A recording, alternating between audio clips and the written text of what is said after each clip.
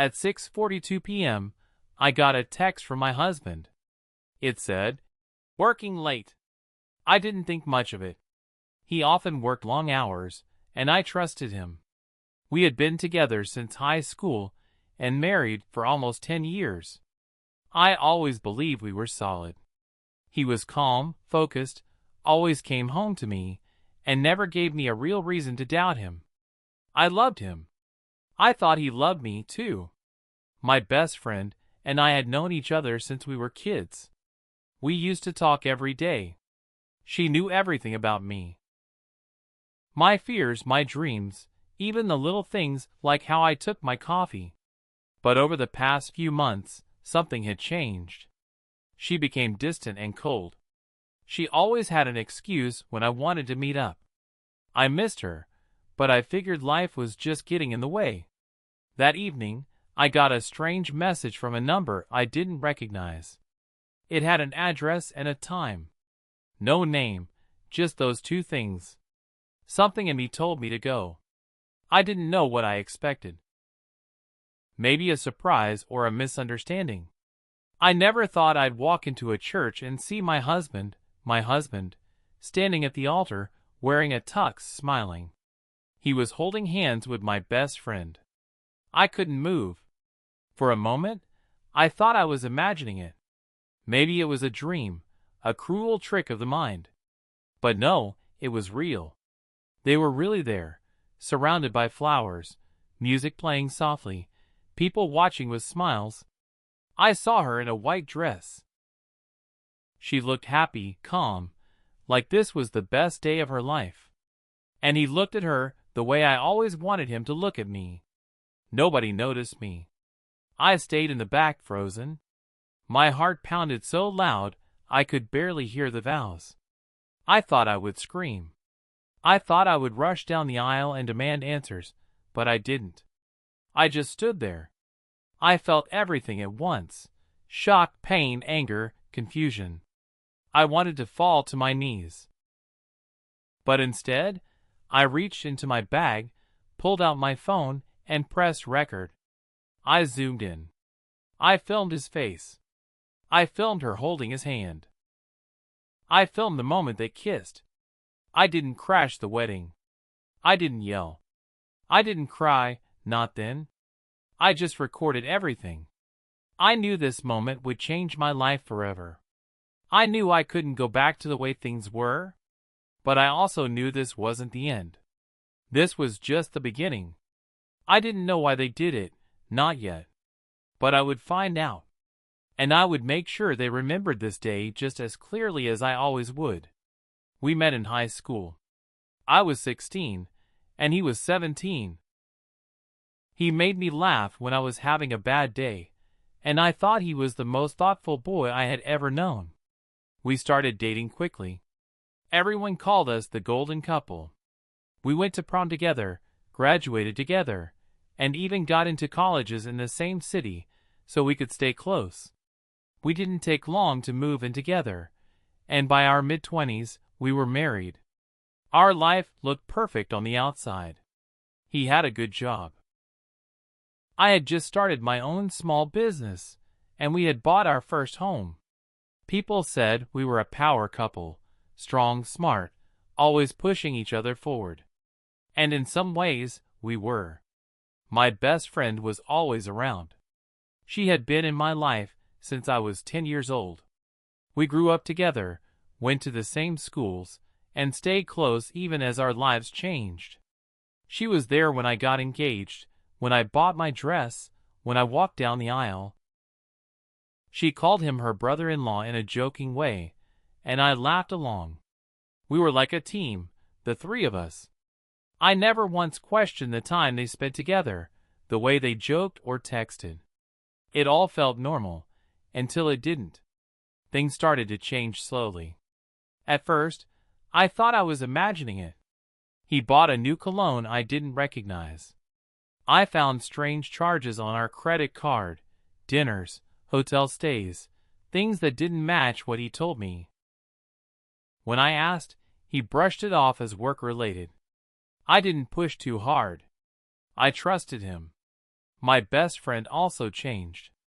She started canceling plans with me more often, said she was busy with work or traveling. She didn't answer my messages right away. I missed her. I thought maybe we were both just growing up, growing apart a little.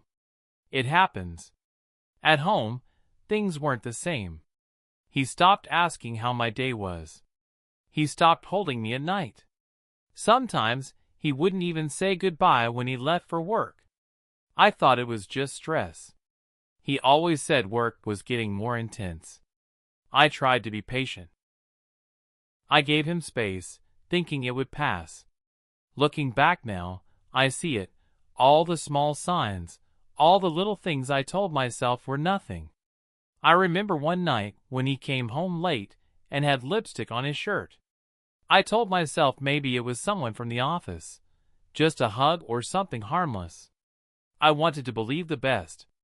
I didn't want to be the kind of wife who doubted her husband. But I should have. I should have paid attention. I should have asked harder questions. I feel foolish for missing it, for not seeing what was right in front of me. It wasn't just a mistake or a slip-up.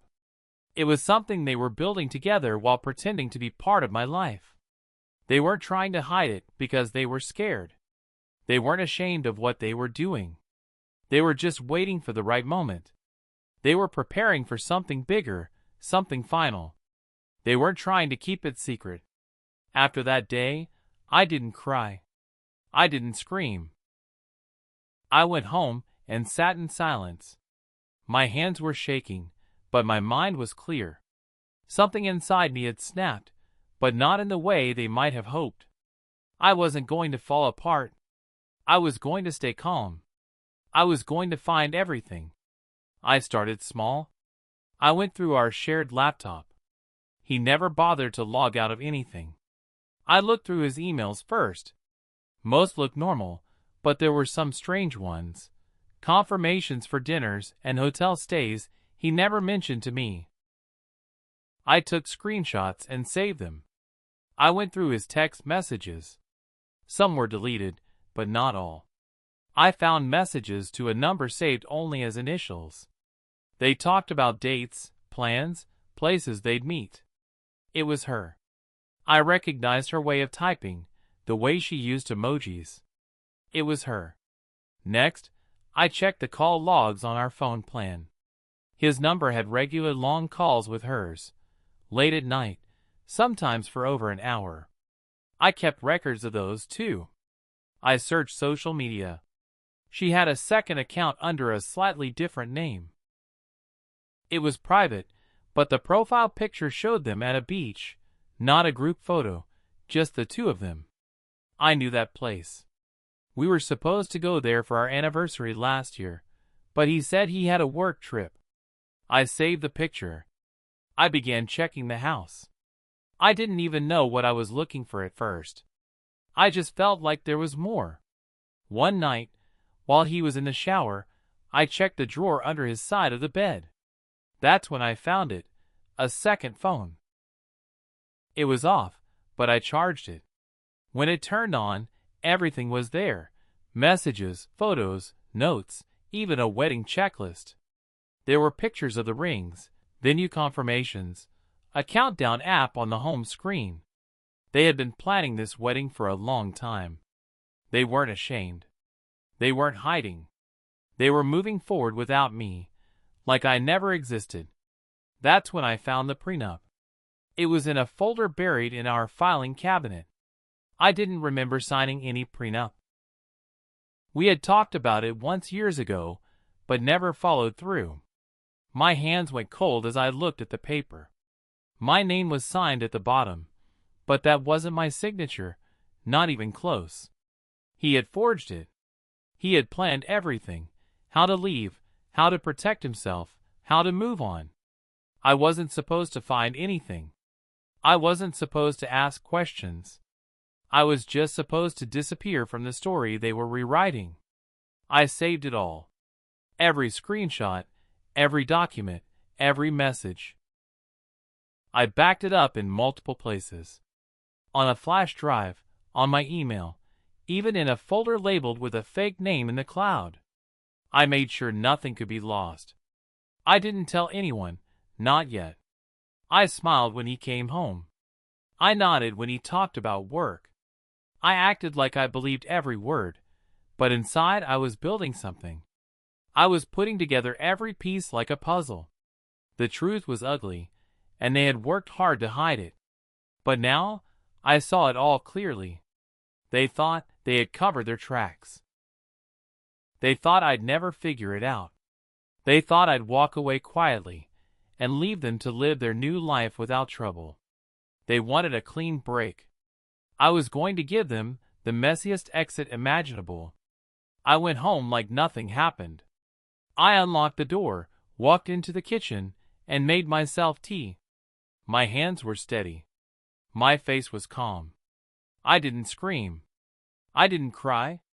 I sat at the table and waited. He came home 2 hours later. He looked tired, or at least he tried to. He dropped his bag by the door, loosened his tie, and gave me a quick kiss on the cheek. I asked how his day went. He said there had been a work emergency. He told me he had to stay late, that things at the office were falling apart. I nodded. I smiled. I acted like I believed him. I didn't argue. I didn't accuse. I just listened and nodded like a good wife. I even asked if he wanted dinner. I had already eaten, but I warmed up leftovers for him and sat across from him at the table. I watched him eat. He talked about his job like nothing had happened, like he hadn't married someone else just hours earlier. I kept my voice soft. I looked him in the eyes. I even touched his hand. He didn't notice anything. He didn't know I had seen everything. He didn't know what I was planning. Over the next few days, I stayed the same, sweet, quiet, loving. I did laundry. I made coffee. I asked him how he slept. But slowly, I started making small changes. Little things, just enough to keep him off balance. I moved his keys from the hook to the kitchen drawer. I hid one of his socks. I changed the password on the Wi-Fi, then changed it back before he got home, just enough to make him pause, just enough to make him wonder. I stopped texting him during the day. I didn't call to check in. I acted like I had no worries at all. I let him come and go as he pleased. I smiled when he left the house. I smiled when he came back. At night, I lay beside him in bed. He would roll away from me, and I would stare at the ceiling in the dark. I thought about everything he had done. I thought about how easy it had been for him to lie to me. I thought about her, my best friend, and how she had sat in my living room so many times pretending to care. He had no idea what I knew. That gave me power. Every lie he told me now made me stronger. Every fake smile he gave me pushed me closer to the moment I would stop pretending. He thought I was calm because I was happy, but I was calm because I had a plan. He kissed me goodnight like nothing was wrong. I kissed him back and smiled at him. My heart didn't race. My hands didn't shake. I had never felt more in control.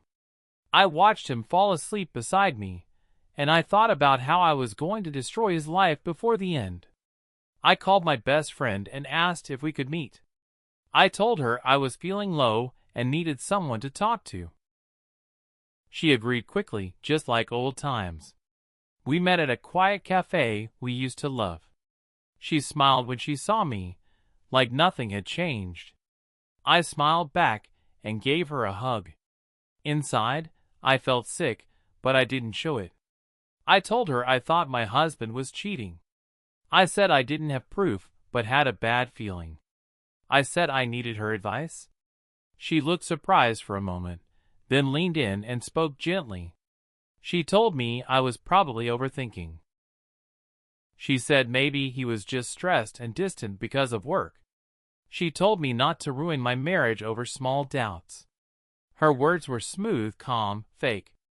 I nodded while she spoke. I asked questions like I was confused and scared. I said I didn't know what to do. She touched my hand and said, "Trust him. He loves you." I wanted to laugh. She looked me straight in the eye and told me to stay strong. All the while, she sat there hiding the truth. I had my phone recording the whole time, hidden in my purse on the table. Every word she said, every lie she told, was saved.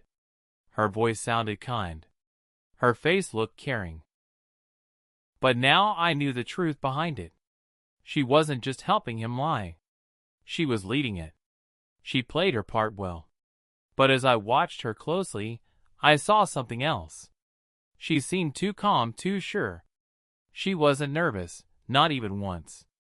That's when it hit me. This wasn't just about love or cheating. She wasn't just in love with him. She was using him too. Maybe for money, maybe for something else. But it wasn't just feelings. It was control. She talked about their past. Little stories she thought I didn't know. She slipped once and said something about a weekend trip he never told me about. Then she quickly changed the subject.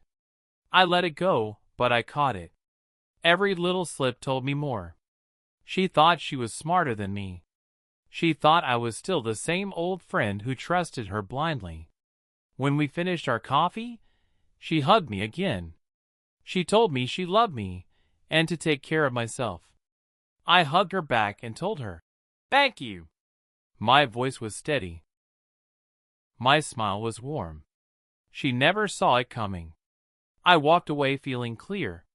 She didn't just stab me in the back. She smiled while doing it.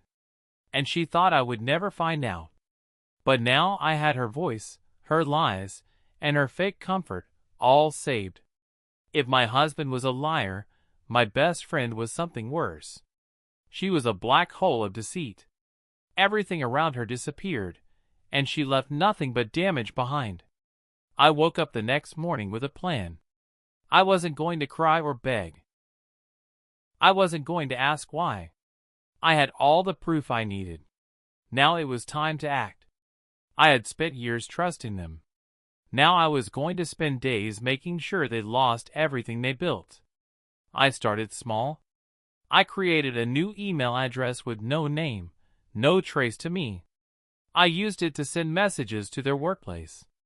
They both worked at the same company. In the email, I gave details, dates, pictures, and proof. I didn't explain everything. I just gave enough for someone in HR to ask questions, enough to raise red flags.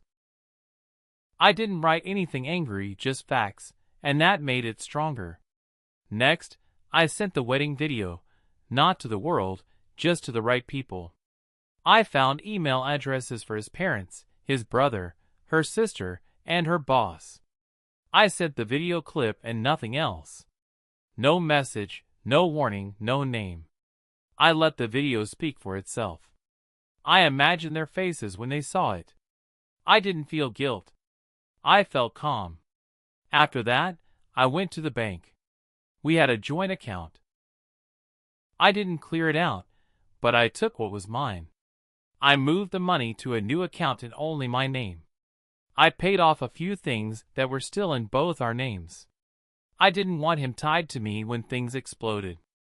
I kept records of every dollar. Then I found a lawyer. I didn't want any delays. I wanted someone strong and smart. I met with her in private and gave her everything: documents, messages, screenshots, even the fake prenup. She didn't say much at first. Just took notes and asked clear questions. She told me I had a solid case. I nodded and said I wanted to move fast. She recommended a private investigator, too. I agreed without thinking twice. I gave him names, dates, and places. I wanted more than just what I had found. I wanted everything. Every lie, every hidden plan, every secret meeting. I wanted a file so thick it would bury them in their own mess. I stayed quiet at home. I acted normal. I smiled and cooked and asked about his day. But every hour I was building something stronger, a plan he couldn't stop, a path he couldn't run from. He thought I was the same woman who once believed every word he said. He didn't see what I had become, focused, cold, ready. Each step I took was careful. Nothing rushed. I didn't want drama. I wanted results. I wanted damage they couldn't fix. Their new life was built on betrayal. I was going to make sure it collapsed piece by piece. They thought I would stay silent. They thought I would walk away and let them be happy. If they thought I'd go quietly, they hadn't been paying attention for the last 12 years. It started slowly. A few people saw the video, then more. Then it spread across town. It wasn't on the news, but it didn't have to be. Everyone who needed to see it did. The people at their jobs started whispering. Friends began texting each other. Family members called, confused and angry. No one knew what to believe, but the video was clear. I didn't post anything public. I just let it move on its own. I sent a few more messages to the right people, a coworker, a friend of her boss, a cousin who loved gossip. The clip kept spreading and I stayed silent. The more they tried to hide it, the more people asked questions. It wasn't just a small mistake. They had planned it, and now the truth was out. At their job, things got worse. Human resources called them in. The company had rules about personal relationships, and both of them broke those rules. They had lied to people at work. They made others uncomfortable. Some coworkers had even been told fake stories to cover their tracks. Now everyone was upset. They tried to explain. They told people it was all part of a misunderstanding. They said it was polyamory, like we had all agreed to this together. They said it was private, and people were judging too harshly. But the more they talked, the more it sounded like lies. Most people didn't believe them. Some stopped talking to them completely. I didn't defend myself. I didn't argue. I just kept showing proof, a photo here, a message there.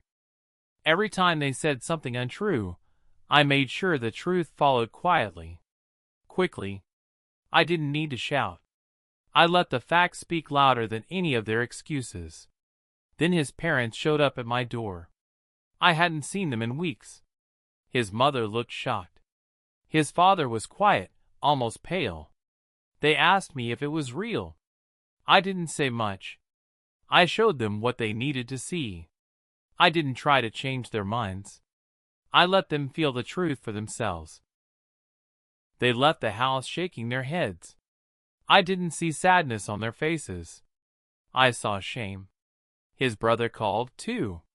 He was angry, not at me, but at him. He said, "You didn't deserve this." I thanked him. I didn't say much else. Then my husband came home one night and asked if we could talk. He looked tired and small, like the weight of it all was finally hitting him. He said he was sorry. He said things got out of hand. He said he didn't mean for it to happen this way. I just looked at him. He begged me to sit down with him, to explain everything, to make things better. So I did. I sat down across from him, calm and steady. I opened my folder. I didn't cry. I didn't shout. I looked him in the eye, and I spoke with my lawyer beside me. The day finally came. We stood in court, no longer husband and wife in love, but two people on opposite sides. He looked nervous. I felt ready. My lawyer had everything we needed. We didn't have to prove he hurt my heart. We had to prove he broke the law. And that part was simple. The first thing we showed was the fake prenup. I never signed it, but there it was with my name written in handwriting that wasn't mine. My lawyer had a handwriting expert confirm it. She explained clearly to the judge that the signature was forged. He didn't even argue. He just looked down, ashamed. Next came the proof of cheating, messages, photos, hotel bookings, all in his name. My lawyer showed dates, receipts, and texts that proved everything. It wasn't just betrayal. It was months of lies and secret plans. We showed how he spent money from our account on her dinners, gifts, even part of their wedding. The judge listened carefully. He asked questions. My lawyer answered every one of them with confidence. His lawyer didn't have much to say. What could they say? The truth was too strong. Then came the financial part. We showed how he moved money without telling me. We showed how he hid things. The court took it seriously. They froze some of his accounts while they looked into it more. He tried to explain, but no one was listening anymore. He had already lost their trust. As this happened, his new wife lost her job. Their company had rules.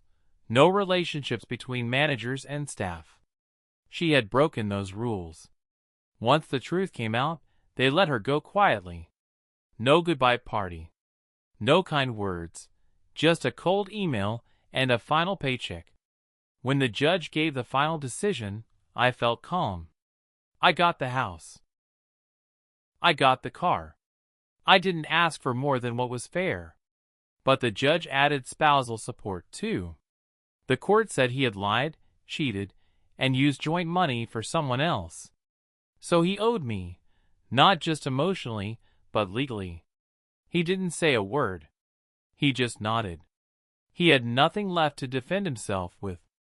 All the charm he once used was gone. The truth had taken it all away. After court, I walked outside and took a deep breath. I wasn't angry anymore. I wasn't sad either. I just felt free. I had walked through fire and come out stronger. He had planned a new life behind my back. But that life was now falling apart. He didn't go home with her.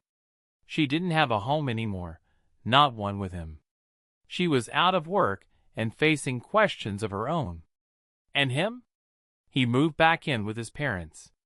The same room he had when we first met. The same old house he once said he'd never return to.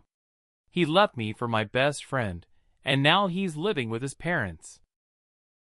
I didn't want to talk about what happened, not to anyone I knew. So I wrote everything down one night. I didn't use real names. I didn't give away where I lived. I shared what happened in simple words and posted it on Reddit. I just needed to let it out. At first, only a few people saw it. They left kind comments and said they were shocked. Then more people found it. It got shared across Reddit and started spreading fast. People couldn't stop reading. They said it felt unreal, like something that couldn't possibly happen in real life. But they believed every word. By the next morning, it had blown up. Strangers were talking about it on other websites. Screenshots were everywhere, on Twitter, TikTok, even Instagram. Some people made videos talking about what I wrote. Others tried to guess who it was about. I stayed quiet. I never replied. I watched as it moved on its own. Someone who ran a podcast messaged me. They said they had never read anything like it before. They wanted to talk to me, and they promised to keep me anonymous. I thought about it for a while, then agreed. I didn't want attention. I wanted to speak on my own terms. The episode went live, and thousands of people listened. I spoke calmly. I didn't cry. I didn't yell. I just told what had happened. The response was huge. People sent messages saying they felt what I felt. Some said they had been through the same thing. Many thanked me for being honest. Some said it helped them in ways they didn't expect. But something else started happening too. The more people listened, the more curious they became. Some online users started putting the pieces together. They figured out who he was, who she was. Photos began to spread. Old posts were dug up. Things they said and did before now looked different. People began to judge them, not me. They tried to deny it. They tried to explain things away. But it was too late. The internet had made up its mind. People turned on them fast. They deleted comments, then whole accounts. But the damage was already done. Their faces were everywhere, linked to something no one could forget. I didn't speak again. I didn't need to. I watched as everything unfolded. I didn't cheer. I didn't cry. I just sat with my tea and felt peace. After everything, I finally felt like I had taken something back. They had taken so much from me: love, trust, time, years I can't get back. But now the truth was out, and they couldn't hide. They had chosen each other. Now they had to live with the weight that came with it. They wanted to start fresh. I gave them something else, a name people would never forget. One afternoon, my phone rang. I didn't recognize the number, but something told me to answer. It was him. His voice was quiet, almost like he was scared. He asked how I was doing. I didn't say much. Then he said he missed me. He said he made a mistake. He asked if we could meet and talk in person. I agreed, but only because I was curious. We met at a small cafe. When I walked in, he stood up like he used to, trying to look polite. But he didn't look like the man I once knew. He looked tired, older, and unsure. I sat down across from him and waited. He told me he had been thinking a lot. He said things hadn't worked out the way he thought they would. He said she wasn't who he believed she was. He said he still loved me, and maybe we could try again. I listened without saying a word. When he finished, I looked at him and laughed. Not because it was funny, but because it was sad. He really thought I would take him back. I stood up and told him no. Not a chance. I reminded him of everything he did and how he didn't care until the world turned against him. I didn't cry. I didn't yell. I just left. He didn't follow me. A few days later, I got another message, this time from her. She wanted to talk. She said she needed to explain. At first, I ignored it. Then I got another one longer. She said she was sorry. She said it was all her doing, that she had lied to him, pushed him, and made promises she never planned to keep. She said she didn't know why she did it, and now she had nothing. She begged for forgiveness. She said she missed our friendship. She said she never thought it would end like this. She said she was lost. I didn't reply. I didn't need to. Her words meant nothing to me now. She didn't deserve peace from me. Neither of them did. People often talk about healing and moving on. They say forgiveness is for yourself, not for the other person. Maybe that's true for some, but not for me. I didn't need to forgive to feel free. I didn't need to forget to feel strong. I needed the truth to be known. I needed them to face what they did. I took my power back in silence. I didn't rebuild with love or second chances. I rebuilt with truth, with strength, with clarity. I didn't want to fix anything that was broken. I wanted to build something better without the people who tried to destroy me. They thought they could leave me behind. They thought I would be forgotten. But now, when people hear their names, they don't think of them as a couple in love. They think of what they did. But I'm the only one anyone will remember. If her truth shook something in you, don't keep scrolling. Tag someone who's been betrayed, blamed, or broken. Remind them they are not alone in the dark. Save this for the days someone tries to silence your pain. Because when they think you'll stay quiet, just wait. Your stillness is not weakness. Your strength is building quietly. And when you rise, they'll remember the fire they tried to smother.